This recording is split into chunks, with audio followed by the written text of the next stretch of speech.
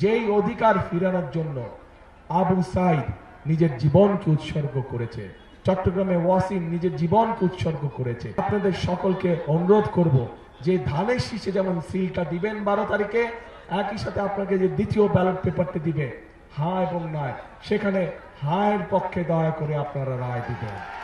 আমাদের পরিকল্পনাটা বললাম, প্রিয় ভাই বোনেরা, আপনাদের পরিকল্পনাটা কি? হ্যাঁ শুনি না, আরে ভাই শুনি না তো,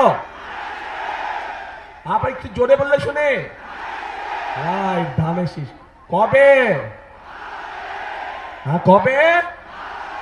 12 তারিখ। কখন যাবেন? কখন যাবেন?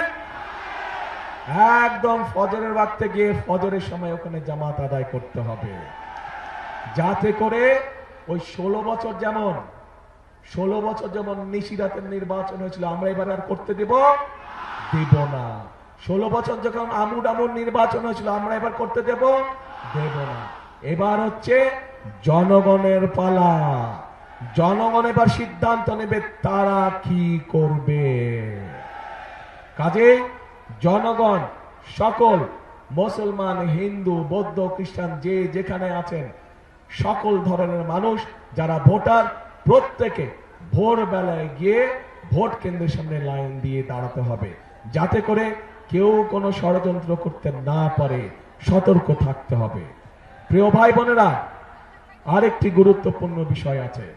আপনাদের নিশ্চয়ই মনে আছে, আজকে থেকে প্রায় 2.5 বছর আগে যখন স্বৈরাচার এই দেশের মানুষের কাঁধের উপরে চেপে বসেছিল, সেই সময় বিএনপি সংস্কার প্রস্তাব দিয়েছিল দেশের মানুষের সামনে। 31 দফা সংস্কার প্রস্তাব মনে আছে? 31 দফা সংস্কার প্রস্তাব মনে আছে আপনাদের? জানেন তো?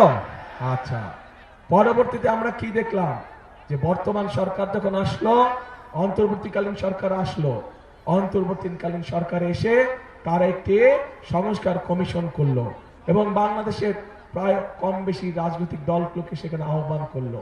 আমরাও গিয়েছি সেখানে, আমরা আমাদের সংস্কার প্রস্তাব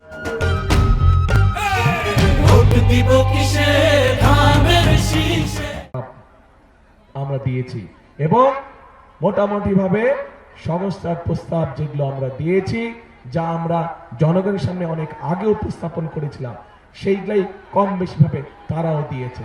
হতে পারে কোনোটি ব্যাপারে আমাদের সাথে কিছু দ্বিমত আছে, কিন্তু আমাদের সাথে যদি কোনোটির ব্যাপারে দ্বিমত থাকে, আমরা কোনো লুকো ছাপা করিনি। আমরা জনগণের সামনে প্রকাশ্যে বলেছি যে কোনটিতে আমরা সম্মতি দিয়েছি এবং কোনটিতে আমাদের কিছু ডিসএগ্রিমেন্ট আছে, প্রকাশ্যে বলেছি। এখানে কোনো লুকো ছাপার কোনো বিষয় নেই। এখন প্রিয় ভাই বোনেরা, এই যে 12 তারিখে যে আপনারা আপনাদের পরিকল্পনা সফল করতে যাবেন, একই সাথে আরেকটি কাজ করতে হবে। এই যেই অধিকার ফিরানোর জন্য আবু সাইদ নিজের জীবনকে উৎসর্গ করেছে, চট্টগ্রামে ওয়াসিম নিজের জীবনকে উৎসর্গ করেছে, এরকম হাজারো মানুষ যারা নিজের জীবনকে উৎসর্গ করেছে, তাদের মানুষের ভোটের অধিকার, কথা বলার অধিকার, অর্থনৈতিক অধিকার প্রতিষ্ঠার মাধ্যমে যেমন তাদের এই জীবন উৎসর্গকে আমরা মূল্যায়ন করতে পারবো, একইভাবে তাদের জীবন উৎসর্গকে মূল্যায়ন করতে হলে আমরা যে জুলাই সনদে স্বাক্ষর করেছি, সেই জুলাই সনদকেও আমাদের সম্মান করতে হবে। এবং সেজন্যই আপনাদের সকলকে অনুরোধ করব যে ধানের শীষে যেমন সিলটা দিবেন 12 তারিখে, একই সাথে আপনাকে যে দ্বিতীয় ব্যালট পেপারটি দিবে হ্যাঁ এবং নয়, সেখানে হায়ের পক্ষে দয়া করে আপনারা রায় দিবেন। মনে থাকবে তো?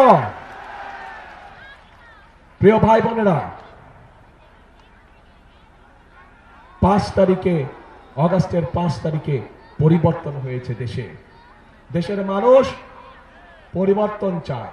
কি পরিবর্তন? ফ্লাইওভার হবে বড় বড়, বিল্ডিং হবে বড় বড়, ঠিক আছে, হলে হবে, কিন্তু মানুষ তার নিজের ভাগ্যের পরিবর্তন চায়। মানুষ চায় কর্মসংস্থান, মানুষ চায় নিরাপদে রাস্তা দিয়ে হাঁটবে, মানুষ চায় নিরাপদে রাতে বাসায় ঘুমাবে, মানুষ চায় নিরাপদে যে যার চাকরি বাকরি, ব্যবসা বাণিজ্য সব কাজ কারবার করবে, তাই তো? কাজে সেই নিরাপদ ব্যবস্থা যদি তৈরি করতে হয়, তাহলে আপনাদেরকে সমর্থন লাগবে। আপনাদের সমর্থন থাকলে সেই নিরাপদ ব্যবস্থা ইনশাআল্লাহ বিএনপি বাংলাদেশে প্রতিষ্ঠিত করতে পারবে। কারণ বিএনপির অতীত ইতিহাস আছে, দেশের আইন শৃঙ্খলা কিভাবে নিয়ন্ত্রণ করতে হয় সেটি বিএনপি একমাত্র অতীতে দেখিয়েছে। বিএনপি দেখিয়েছে বলেই, বিএনপির অভিজ্ঞতা আছে বলেই বিএনপির পক্ষে সম্ভব একমাত্র দেশের আইন শৃঙ্খলাকে সঠিকভাবে শক্তভাবে নিয়ন্ত্রণ করা এবং শক্তভাবে মানুষের নিরাপত্তা প্রদান করা।